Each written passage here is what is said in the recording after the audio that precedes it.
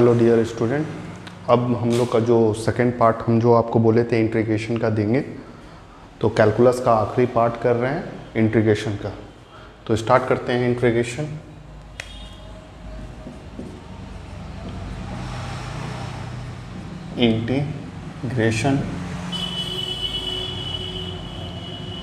Integration में हम लोग दो तरह का इंटीग्रेशन करते हैं,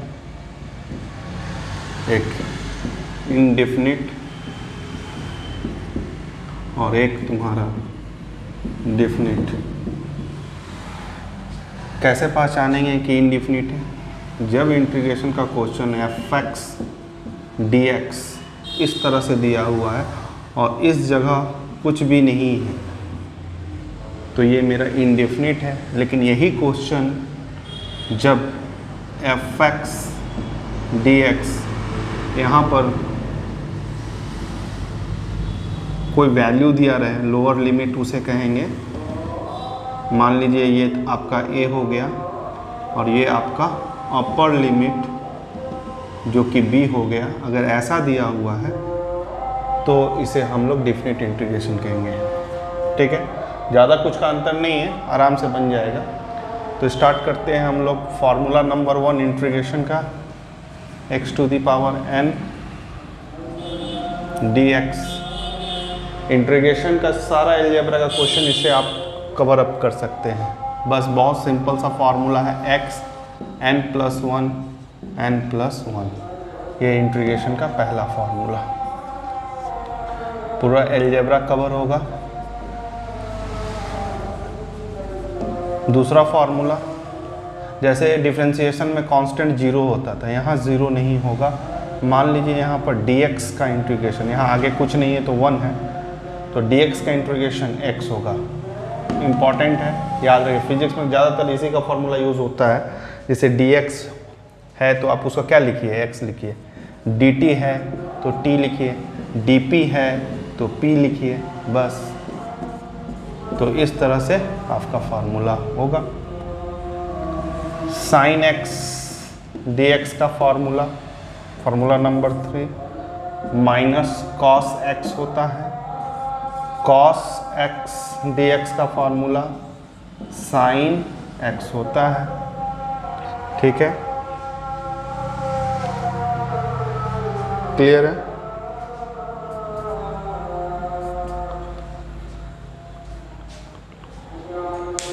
ठीक है, इतना फार्मूला वो करिए, कैलकुलस में इतना काफ़ी है हम लोग को फिजिक्स को समझने के लिए। तो ये फार्मूला आपके दिमाग में होना चाहिए। चलिए हम कुछ क्वेश्चन बना करके दिखाते हैं। जैसे आपका क्वेश्चन है इंटीग्रेशन x⁴ dx, इंटीग्रेशन करना है, तो इसको क्या करना होगा? सिर्फ देखिए फार्मूला देखिए, 1 जोड़ देना, उसमें घटाते थे इसमें जोड़ देंगे। 3 + 1 3 + 1 कितना हो गया बच्चा? 4 हो गया आंसर। क्लियर है? अगर मान लीजिए यहाँ पर आपको इंटीग्रेशन का क्वेश्चन दिया जाए कि 2x² + 1 का होल स्क्वायर इंटीग्रेशन करो, तो स्टेप 1 इसको पहले सेटअप कर लीजिए। स्टेप 1 इसको सेटअप कीजिए। इंटीग्रेशन का फार्मूला 2x² + 1 का स्क्वायर, और जिस चीज़ का यहाँ लिखा हुआ, जैसे वेरिएबल जिस चीज़ का है, जैसे x है तो यहाँ dx होना चाहिए आपका। फिर हम इसे बोल रहे हैं ये कॉम्प्लिकेटेड फॉर्म है, इसको नॉर्मल फॉर्म में बदल लीजिए। मतलब a + b का होल स्क्वायर लगा लीजिए और पॉलिनोमियल में ले आइए, फैक्टर से पॉलिनोमियल में ले आइए। तो यहाँ 4x⁴ हो गया, +1 हो गया, +2ab 2x² × 1। ठीक है, अभी dx यहीं रहेगा। ये आपने जूनियर सेक्शन 8 क्लास का काम किया है। क्या किया है? a + b का होल स्क्वायर किया है, तो इसका स्क्वायर करिएगा तो 4x², 1 का स्क्वायर करिएगा तो 1 ही होगा। फिर 2ab, फार्मूला ऑलरेडी तैयार है। उसके बाद मल्टीप्लाई कर दीजिए। कोफिशिएंट को हमेशा बाहर लिखा कीजिए। 4x⁴ dx 1 dx, यहाँ पर भी आपका क्या हो जाएगा? 4x² dx। अलग अलग क्वेश्चन आपको बना करके इसको बना लीजिए। ठीक है, तो यहाँ पर क्या है 4 और इसमें 1 जोड़िएगा ये कितना हो जाएगा 5, ये भी कितना हो जाएगा 5, dx का क्या कीजिएगा x, और यहाँ पर 4 x का पावर क्यूब, और यहाँ पर 3 dx का x, बस आंसर है।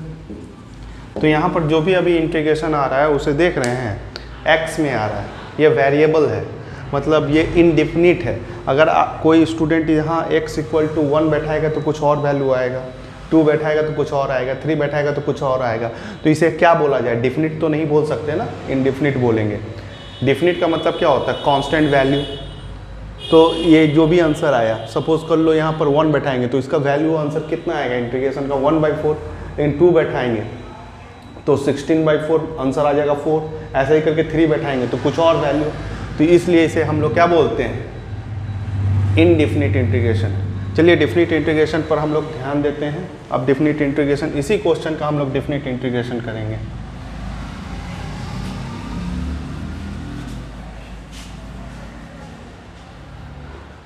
बहुत इजी है। सपोज कर लीजिए यही x³ dx आपका इंटीग्रेशन है, यहाँ लिमिट 1 और 2 दिया हुआ है। तो ये क्वेश्चन किसका हुआ, डिफिनिट का हुआ।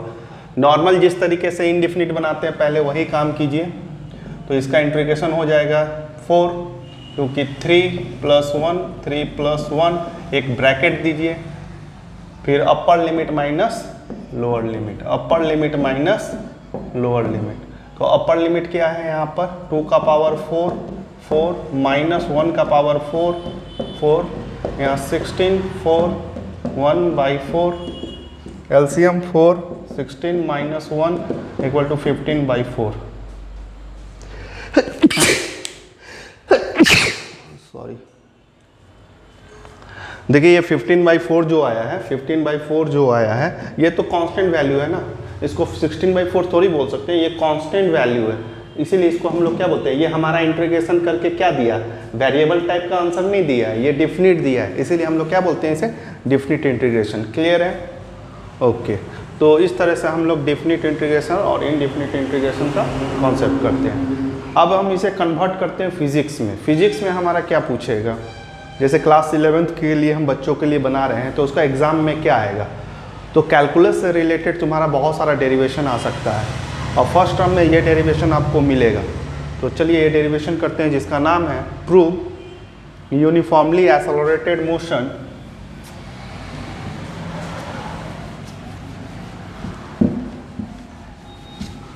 अब हम लोग कुछ क्वेश्चंस बनाएंगे कैलकुलस पर जो एग्जाम में आता है। प्रूव यूनिफॉर्मली एक्सेलरेटेड मोशन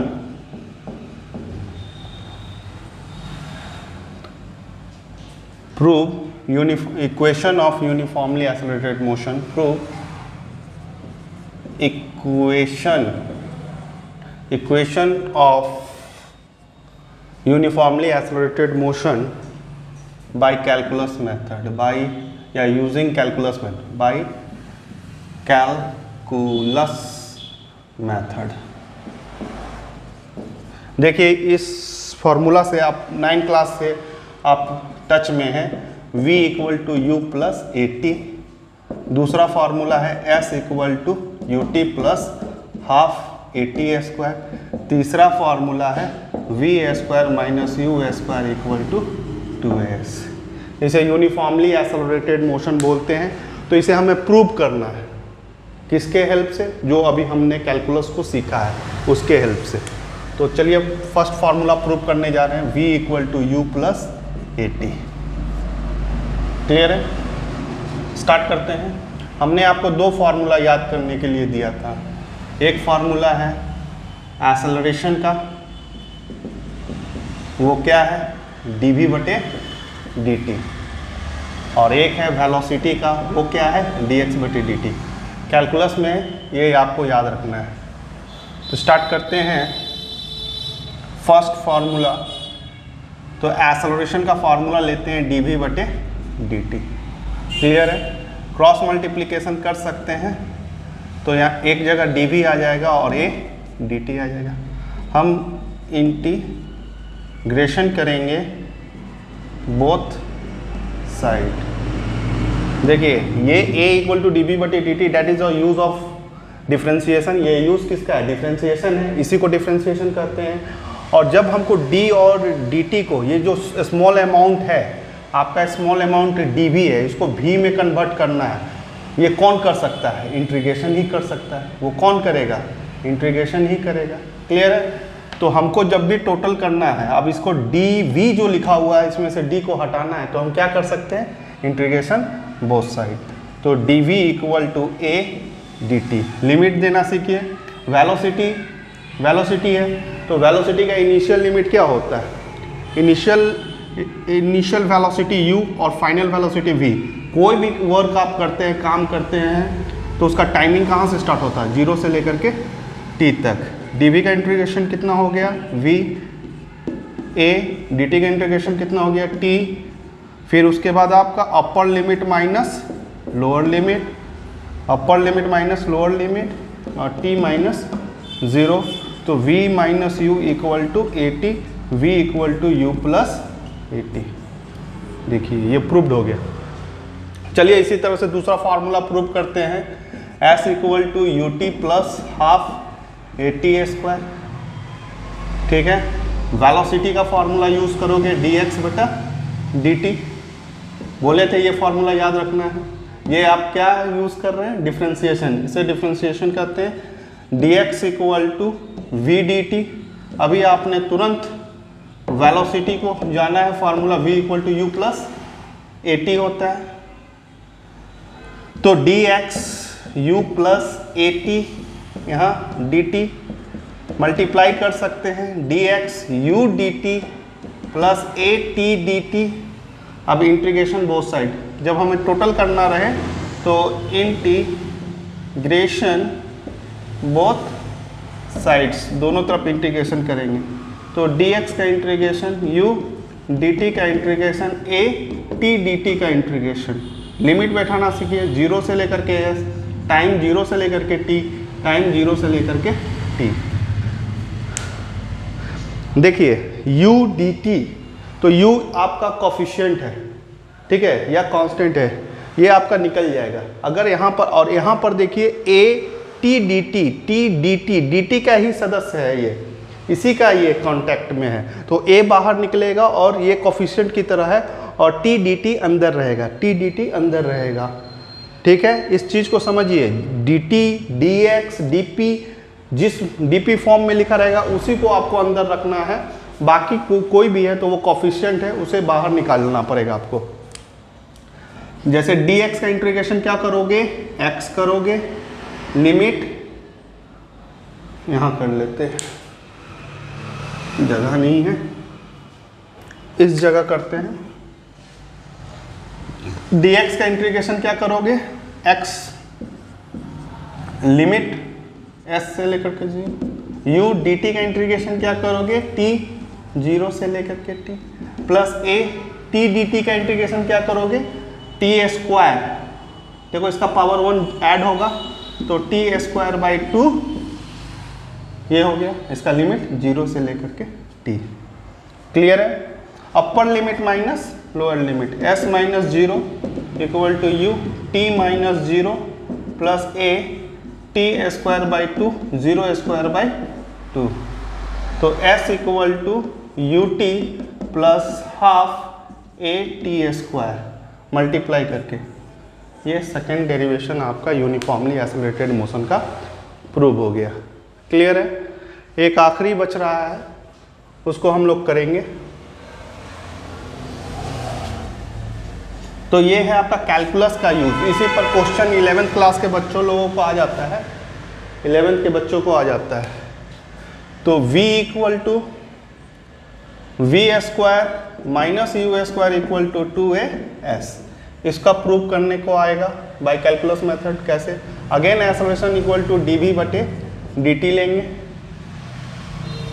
थोड़ा सा आपको दिमाग लगाना होगा यहाँ पर, dx बटा dx ऐसा कर सकते हैं, काटेंगे तो 1 ही है, एक्सचेंज कर दो, इसको इधर लेके आओ, इसको उधर लेके जाओ, तो इक्वल टू dv dx बटे dt। ऐसा क्यों किया हमने?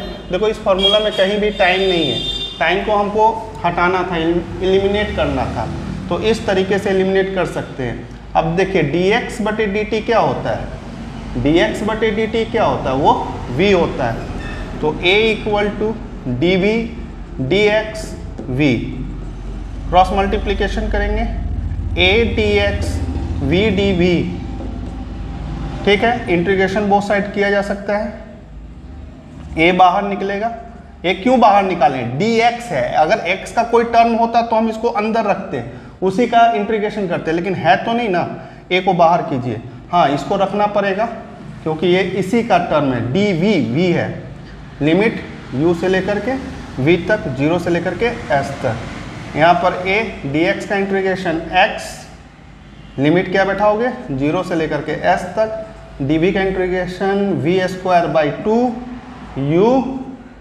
और यहाँ पर भी थोड़ा जगह बना लेते हैं।